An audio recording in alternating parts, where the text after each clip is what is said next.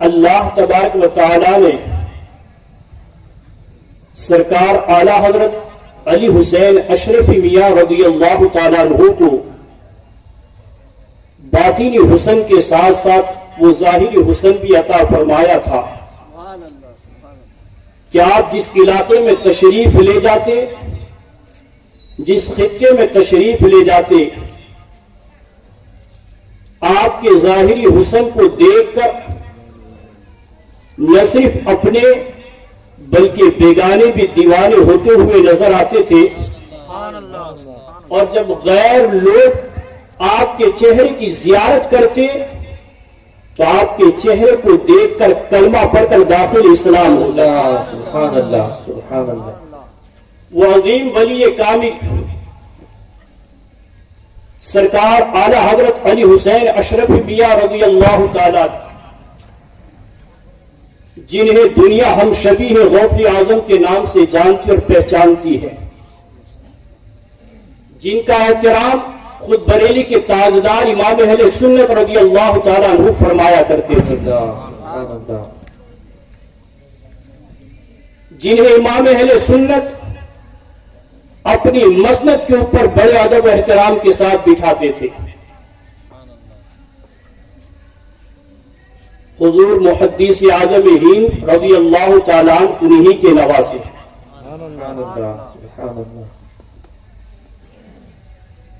آپ کی ولادت سے قبل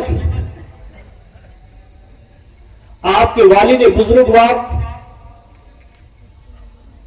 جو کہ اپنے وقت کے عظیم عالم دین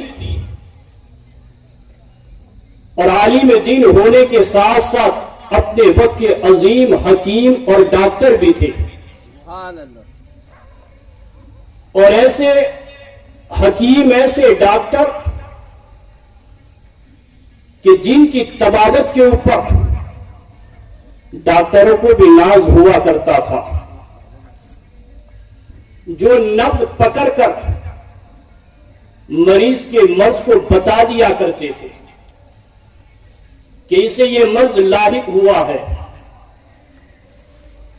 ایک روز بطور امتحان ایک شخص آپ کو اپنے گھر پر لے جاتا ہے اور پردے کی اوٹ میں ایک خاتون کو بٹھاتا ہے جو مریضہ تھی،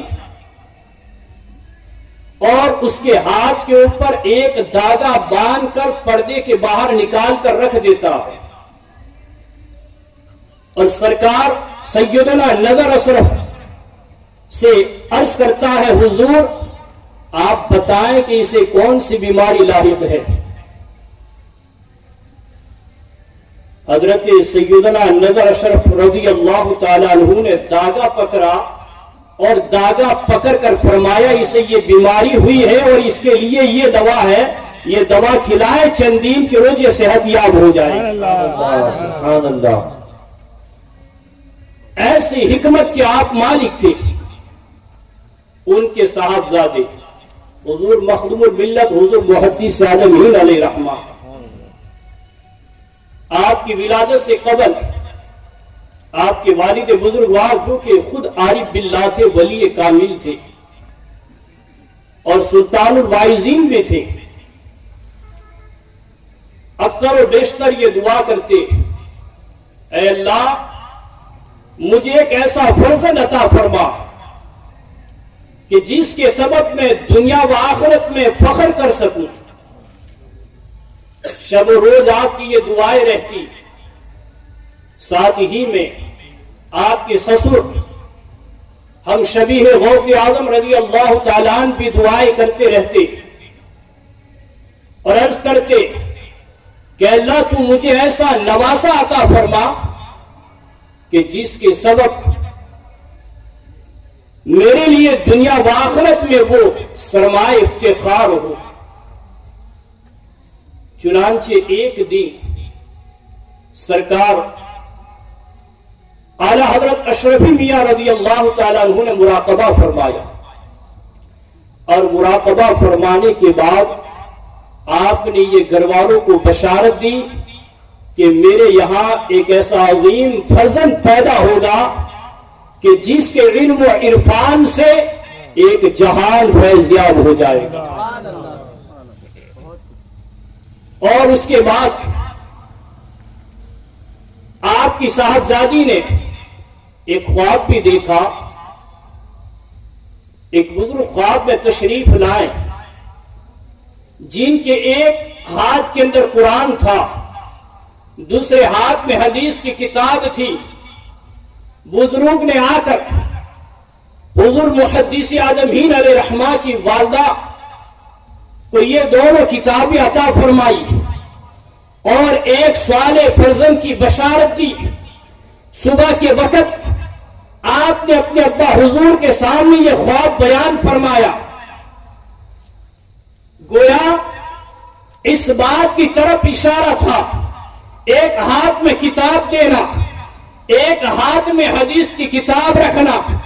یہ اس بات کی طرف اشارہ تھا کہ جس فرزند کی بشارت تمہیں دی جا رہی ہے اور تمہارے شکم اطہر سے جو فرزند تولد ہونے والا ہے، جس صاحبزادے کی پیدائش ہونے والی ہے، وہ آنے والا فرزند کوئی معمولی نہیں ہوگا، بلکہ ایک طرف قرآن دے کر یہ اشارہ دیا جا رہا تھا کہ وہ آنے والا مفسر اعظم بھی ہوگا، اور حدیث کی کتاب دے کر یہ اشارہ دیا جا رہا تھا کہ آنے والا وقت محدث اعظم ہوگا، آنے والا وقت محدث اعظم ہند ہوگا.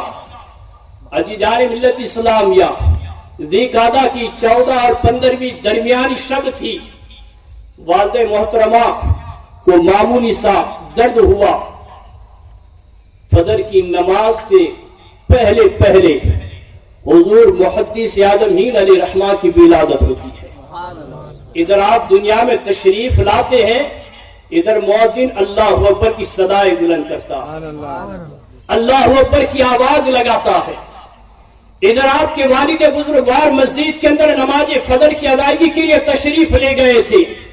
ادھر مسجد میں جا کر آپ کے والد کو یہ اطلاع اور خوشخبری سنائی جاتی ہے کہ آپ کی یہاں فرزند کی ولادت ہوئی ہے. ادھر بشارت دی جا رہی تھی، ادھر مؤذن، ادھر اقامت کہنے والا تکبیر کہتا ہے. گویا کہ اشارہ دیا جا رہا تھا کہ آنے والا کوئی معمولی نہیں ہے، آنے والا وقت کا یہ مدائن تشریف لے جاتے ہیں. کبھی آپ علی گڑھ تشریف لے جاتے ہیں تو کبھی آپ بریلی کی سرزمین کے اوپر فتویٰ نویسی کے لیے تشریف لے جاتے ہیں. جب آپ سرکار محدث وسیع احمد سورتی علیہ رحمہ ان کی خدمت میں آپ پہنچتے ہیں اور علم حدیث کا درس حاصل کرتے ہیں.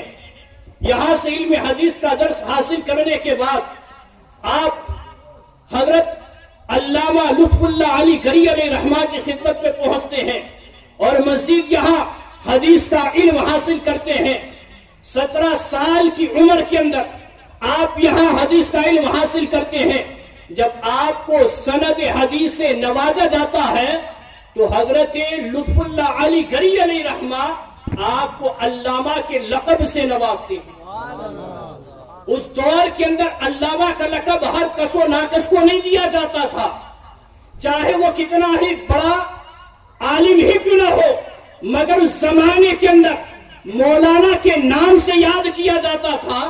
آج تو حال یہ ہے کہ 3-4 کتابیں پڑھی اور لوگ علامہ بن جاتے ہیں، اور اگر کسی کو علامہ کا لقب نہ دیا جائے یا علامہ لقب سے یاد نہ کیا جائے تو لوگ ناراض ہو جاتے ہیں. اس زمانے کے اندر کتنا ہی بڑا پڑھا ہوا کیوں نہ ہو، نعرے تکبیر، نعرے رسالت، حضرت علامہ مولانا صادق حسن صابری صاحب قبلہ، علماء اہل سنت، خطیب اہل سنت، سادات کرام، نعرے تکبیر، نعرے رسالت. میں اپنی بات کو مکمل کر رہا ہوں. اس کے بعد بدایوں کی سرزمین کے اوپر سرکار حضور محدث اعظم علیہ رحمہ، مقتدر اعظم حضرت علامہ شاہ مطیع اللہ بدایونی علیہ رحمہ کی خدمت میں پہنچتے ہیں اور یہاں آ کر آپ حضرت سے اکتساب فیض فرماتے ہیں. جب آپ یہاں سے بھی فراغت حاصل کر لیتے ہیں تو جانتے ہیں مقتدر اعظم آپ کو محدث اعظم ہند کے لقب سے نوازتے ہیں، اور یہ لقب آپ کو کس عمر میں ملا؟ علماء فرماتے ہیں جب آپ کو یہ لقب دیا گیا اس وقت آپ کی عمر مبارک صرف 17 سال کی تھی۔ 17 سال کی عمر کے اندر آپ کو محدث اعظم ہند کے خطاب سے نوازا جاتا ہے، اور لقب دینے والے کوئی معمولی نہیں تھے، اپنے وقت کے جید عالم دین اور مقتدر پیشوا تھے۔ آپ کو محدث اعظم ہند کے لقب سے نوازا جاتا ہے۔ عزیزان ملت اسلامیہ، اس کے بعد پھر آپ دہلی کی سرزمین کے اوپر درس و تدریس کی خدمت انجام دیتے ہیں، پھر آپ خطابت کی دنیا میں تشریف لاتے ہیں، اور وہ جوہر آپ خطابت کے دکھاتے ہیں کہ دنیا آپ کی دیواری ہو جاتی ہے۔ مبارکپور کی سرزمین کے اوپر سالانہ جو جلسہ تھا اس میں حضور محدث اعظم ہند علیہ الرحمہ کا خطاب تھا، بڑا شاندار خطاب رہا۔ دوسرے دن حضرت علامہ محمد محبوب اشرفی علیہ الرحمہ فرماتے ہیں کہ میں اپنے والد بزرگوار کے ساتھ مکان کے بیرون حصے بیٹھا ہوا تھا کہ اچانک ایک دیوبندی مکتب سے تعلق رکھنے والے مولوی کا ہمارے گھر کے قریب سے گزر ہوا۔ میرے والد صاحب نے اسے بلایا اور کہا کیا بات ہے، میں نے تجھے رات میں جلسے کے اندر پایا، بتا حضور محدث اعظم ہند علیہ الرحمہ کا خطاب کیسا رہا؟ برجستہ اس نے کہا کہ میں یہ بات برملا کہتا ہوں، اور اس بات کو کہنے میں مجھے کوئی آر اور شرم اور نرم محسوس نہیں ہو رہی ہے۔ میں نے جب حضور محدث اعظم ہند علیہ الرحمہ کا خطاب سنا تو میں نے یہ جانا کہ آپ کے جیسا قادر الکلام اور آپ کے جیسا عظیم خطیب، آپ کے جیسا عظیم محدث، آپ کے جیسا عظیم مفسر، آپ کے جیسا عظیم مقرر، آپ کے جیسا عظیم محقق نہ تو ہماری جماعت میں ہے نہ تو کسی اور جماعت میں ہے، یہ آپ ہی کی جماعت کے اندر ہے کہ اللہ تعالیٰ نے آپ کی جماعت کے اندر ایسا محدث پیدا فرمایا، ایسا محدث اللہ نے آپ کی جماعت میں پیدا فرمایا ہے، ایسا عظیم آپ خطاب فرماتے ہیں، اور قرآن کی آیتوں کی جو تفسیر بیان فرماتے ہیں۔ اللہ اللہ، آج بھی اگر آپ کی مفسرانہ شان کو دیکھنا چاہے تو تفسیر اشرفی کا جو پہلا پارہ ہے اس کو آپ ملاحظہ کر لیں۔ آپ نے جس شان سے تفسیر بیان فرمائی ہے، 3 پاروں کی تفسیر آپ نے فرمائی تھی، زندگی نے وفا نہ کی، دنیا سے پردہ فرما گئے۔ باقی کی تفسیر آپ کے جانشین حضور شیخ الاسلام پیر مرشید نے مکمل فرمائی۔ اللہ تعالیٰ پیر مرشید کے سائے کو ہم سب پر دراز فرمائے۔ ایسی عظیم تفسیر جب آپ نے قرآن پاک کا ترجمہ لکھنا شروع کیا، کچھ پاروں کے ترجمے آپ نے لکھے تھے، لکھنے کے بعد امام اہل سنت بریلی کے تاجدار کی خدمت میں دکھانے کے لیے حاضر ہوتے ہیں۔ جب آپ ترجمے کیے ہوئے پارے میرے امام اہل سنت کی خدمت میں پیش کرتے ہیں اور عرض کرتے ہیں حضور ذرا دیکھیں میں نے ان پاروں کے ترجمے کیے ہیں، کیا صحیح ہے؟ جب بریلی کے تاجدار نے قرآن کے ان پاروں کے ترجموں کو پڑھا تو برجستہ بریلی کے تاجدار نے یہ کہا صاحبزادے ایسا لگ رہا ہے کہ تم قرآن کو اردو میں لکھ رہے ہو، گویا کہ تم اردو میں قرآن لکھ رہے ہو۔ اس شان سے آپ نے قرآن پاک کا ترجمہ فرمایا جو آج بھی معرف القرآن کے نام سے مشہور ہے، آج بھی معرف القرآن کے نام سے مشہور ہے۔ آپ کی بے شمار کرامت رہی۔ بس ایک آخری بات عرض کر کے اپنی بات کو ختم کرتا ہوں۔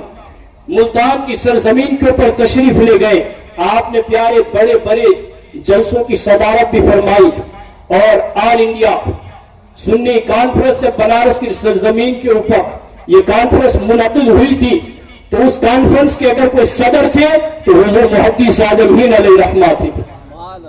کئی جلسوں کی آپ نے صدارتیں فرمائی ہے۔ ملتان کی سرزمین کے اوپر جب آپ تشریف لے گئے، بارہا آپ کا پاکستان جانا ہوا، وہاں کے کئی اداروں کے آپ سرپرست بھی تھے، کئی اداروں کے سرپرست تھے، اور سالانہ دستار بندی کے پروگراموں میں خاص طور پر حضور محدث اعظم ہند علیہ رحمہ کو مدعو کیا جاتا تھا، اور لوگ آپ کے بیان کے دیوانے تھے۔ جب آپ ملتان کی سرزمین کے اوپر پہنچے، ایک اللہ کے ولی کے آستانے پر حاضری کی غرض سے آپ تشریف لے گئے۔ آپ کے ساتھ عاشقوں کا ایک جمع غفیر تھا، مریدوں کا، چاہنے والوں کا ایک ہجوم تھا۔ آپ بڑے ادب و احترام کے ساتھ فاتحہ خوانی کر رہے تھے کہ اچانک وہاں کے لوگ جو موجود تھے، کھڑے تھے، انہوں نے اپنی ماتھے کی نگاہوں سے دیکھا کہ صاحب مزار نے اپنے ہاتھ باہر نکالے، حضور محدث اعظم ہند آگے بڑھے اور صاحب مزار سے مصافحہ فرمایا۔ یہ منظر وہاں پر جتنے لوگ کھڑے تھے سبھی لوگوں نے اپنی ماتھے کی نگاہوں سے ملاحظہ فرمایا، اور دنیا والوں نے دیکھ لیا کہ یہ کوئی صرف خطیب ہی نہیں ہے، یہ صرف عالم ہی نہیں ہے، یہ صرف محدث ہی نہیں ہے، یہ صرف مفسر ہی نہیں ہے، بلکہ اپنے وقت کا ولی کامل بھی ہے، اپنے وقت کا ولی کامل بھی ہے۔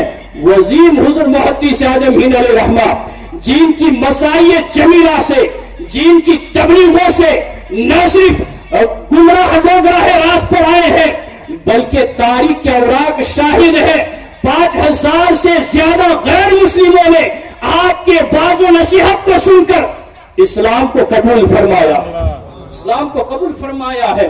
اور کئی دیوبندیوں سے آپ نے کبھی تو دہلیوں سے مناظرہ کیا، کبھی تو دیوبندیوں سے مناظرہ کیا، کبھی تو چکرائیوں سے مناظرہ کیا، اور ہر مناظرے کے اندر اللہ تعالیٰ نے آپ کو فتح اور کامرانی نصیب فرمائی۔ اللہ تعالیٰ آپ کے فیض سے